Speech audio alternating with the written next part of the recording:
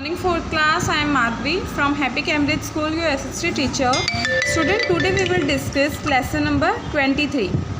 Life in the Eastern Coastal Region. मैंने आपको क्या बताया था कि जो हमारे कोस्टल प्लेन्स वगैरह होते हैं वो क्या होते हैं, आपको पता है ना। तो आज हम इस चैप्टर में ईस्टर्न कोस्टल रीजन के बारे में पढ़ेंगे, यानी कि ईस्ट साइड का जो हमारा कोस्टल एरिया है उसके बारे में। ठीक है, तो चलिए स्टार्ट करते हैं। The coast along the West Bengal, Odisha, Andhra Pradesh and Tamil Nadu makes the eastern coastal reason. ये क्या कह रहे हैं कि जो हमारी कोस्ट लाइन आ रही है वेस्ट बंगाल, उड़ीसा और आंध्र प्रदेश एंड तमिलनाडु, इन्होंने मिलकर क्या बनाया, हमारा ईस्टर्न कोस्टल रीजन बनाया, क्योंकि ये जितने भी स्टेट्स हैं वो कहाँ पर हैं, ईस्टर्न साइड में हैं। ठीक है, we have already learned about West Bengal, Andhra Pradesh and Tamil Nadu.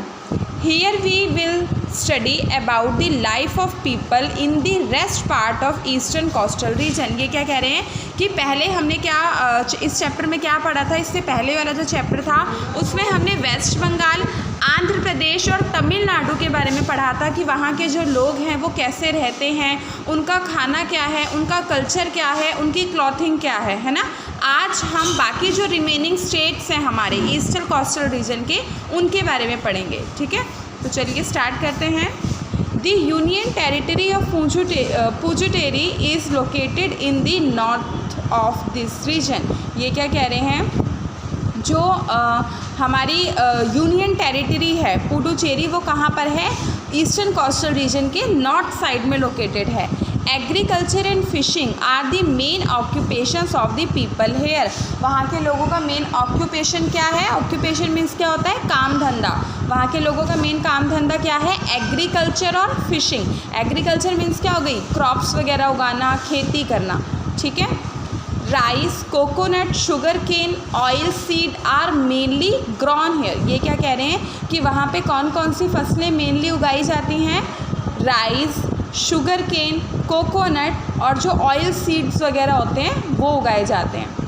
People speak Tamil, Telugu, Malayalam and French. वहाँ के लोगों की जो लैंग्वेज है वो क्या है, कौन सी लैंग्वेज बोलते हैं, तमिल बोलते हैं, तेलुगु भी बोलते हैं, मलयालम एंड फ्रेंच बोलते हैं। ठीक है, mascot of the mask festival is celebrated with zeal and fever. Aurobindo Ashram is a main attraction of the people. ये क्या कह रहे हैं, वहाँ का जो आश्रम है अरबिंदो आश्रम, वहाँ का ग्रेट अट्रैक्शन है, उसको लोग बाग दूर दूर से देखने के लिए आते हैं, वो काफ़ी ज़्यादा क्या है, फेमस है। ये देखो, ये पिक्चर दी हुई है आपको अरबिंदो आश्रम की, और ये कहाँ पर है, पुडुचेरी में है, और ये बहुत ज़्यादा क्या है, फेमस है। ठीक है, टू द नॉर्थ ईस्ट, आप कहाँ पर आ गए हैं, नॉर्थ ईस्ट में आ गए हैं। To the north east lie the delta of the Mahanadi river. North east में क्या है, डेल्टा है, कौन सी नदी का, महानदी, जो हमारी नदी है महानदी, उसका क्या है, डेल्टा है। It is in Orissa. ये कहाँ पर है, उड़ीसा में है। Bhubaneswar is its capital. वहाँ की कैपिटल क्या है, उड़ीसा की, भुवनेश्वर उसकी कैपिटल है। There are many temple in Orissa. Orissa में क्या है, बहुत सारे टेम्पल्स हैं। आपको पता है उड़ीसा टेम्पल्स के लिए बहुत ज़्यादा फेमस है, वहाँ पे बहुत ज़्यादा टेम्पल्स हैं।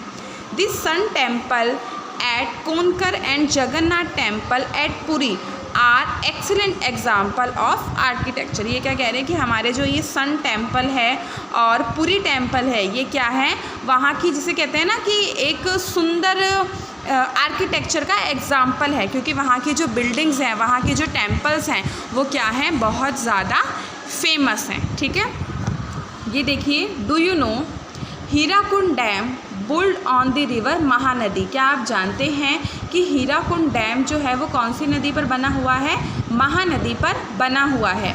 Is one of the longest dam in the world. ये क्या है, दुनिया के जो जितने भी लंबे, जितने भी बड़े बड़े डैम्स हैं उनमें से ये एक है। कौन सा डैम, हीराकुंड डैम। ठीक है, और ये कौन सी नदी पर बना हुआ है, महानदी पर बना हुआ है। तो आज हमने चैप्टर नंबर 23 पढ़ा है। जितना मैंने आपको पढ़ाया है, आपका होमवर्क है कि आप उसको घर से अच्छे से पढ़ेंगे। ठीक है, और अगर कोई भी डाउट होता है तो हम नेक्स्ट क्लास में क्लियर करेंगे। तब तक के लिए इतना ही। Okay, bye, thank you all of you.